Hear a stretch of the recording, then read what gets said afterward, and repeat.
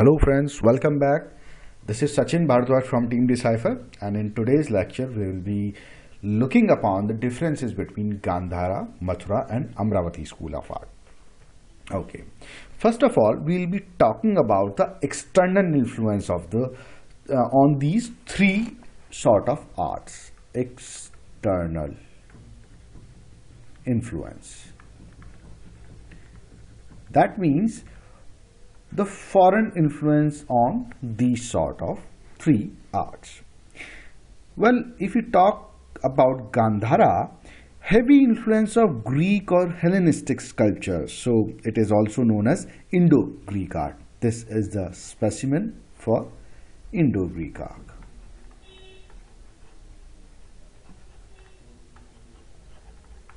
Gandhara art. Okay, Mathura art, whereas it was developed indigenously and it was not influenced by any external cultures.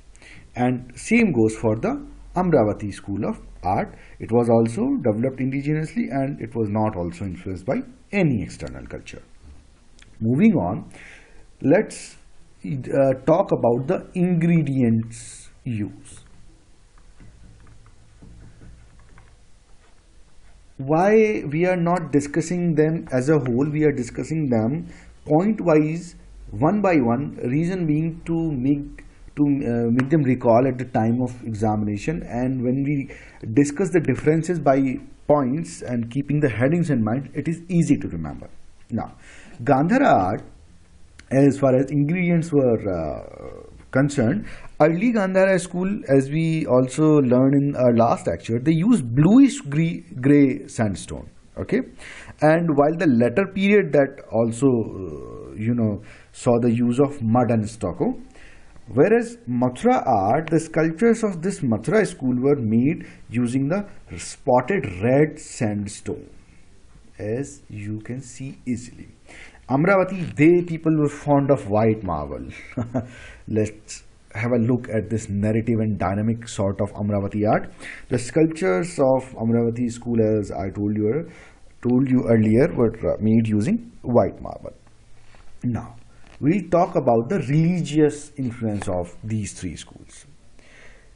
The Gandhara school of art was mainly Buddhist in nature. We do not found many specimens of Hinduism or Jainism in Gandhara art. Mostly sculptures from Gandhara school are of Buddhist origin.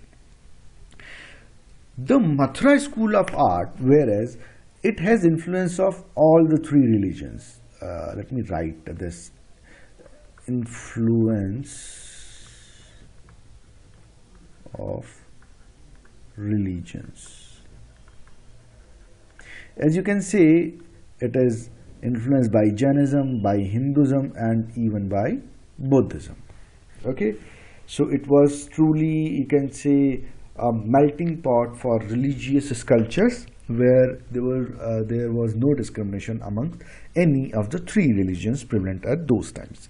Whereas Amravati school, that was basically influenced by the Buddhist art, and they use the Jatak stories to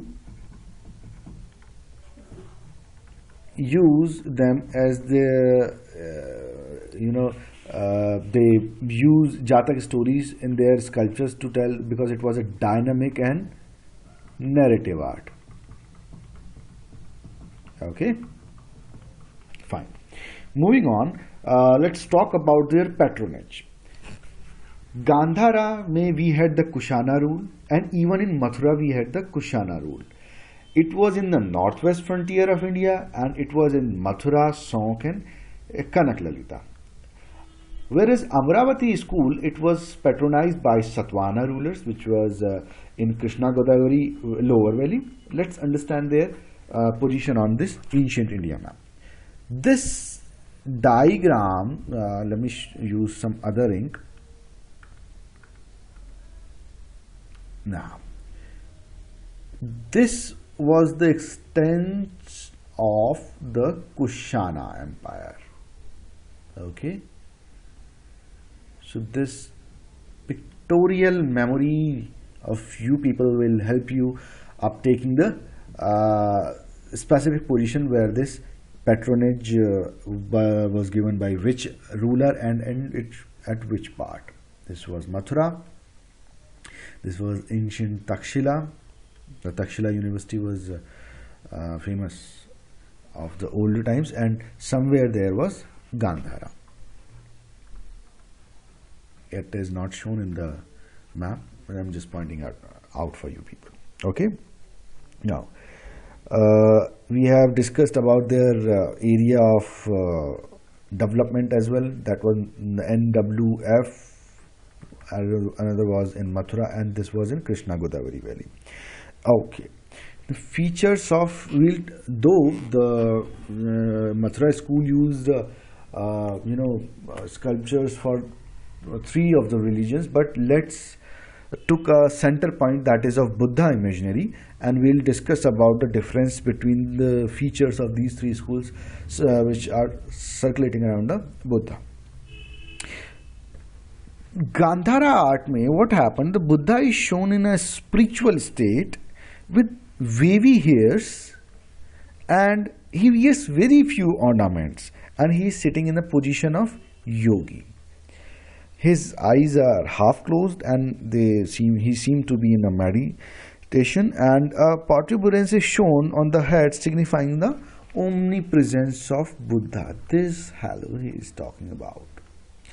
Even in this picture, interestingly, Hercules is showing as Vajrapani, as we discussed in the last lecture, who was Vajrapani, and he is showing as if he is protecting Buddha from outer world influences so that they cannot disturb him in his meditation. Now, in Mathura School of Art, this is the specimen from Mathura, and this is from Gndhara. Mathura School of Art, Buddha is really shown in a delighted mood, as you can see from his face, and his body seems bit muscular, and the face and head are often shaven, no, not always, and Buddha is seen in Padmasana. Okay, this is a yogic posture with different mudras, and his face reflect grace. A similar protuberance is also shown in his head, which is actually broken, but you can see the remnants of that protuberance. This halo, this will make a circle, and it is also having the geometrical patterns as we discussed in the last lectures. Okay, now moving on to Amravati school. It was, as I told you earlier, it was narrative and art which used Jataka tales to tell the stories of Jataka. And since the sculptures are generally part of a narrative art, there is less emphasis on you can say individual features of Buddha. The sculptures were generally depicted the life stories of Buddha and Jataka tales. What are Jataka tales? They are basically previous life of Buddha, okay, which shows that Buddhists believe in rebirth.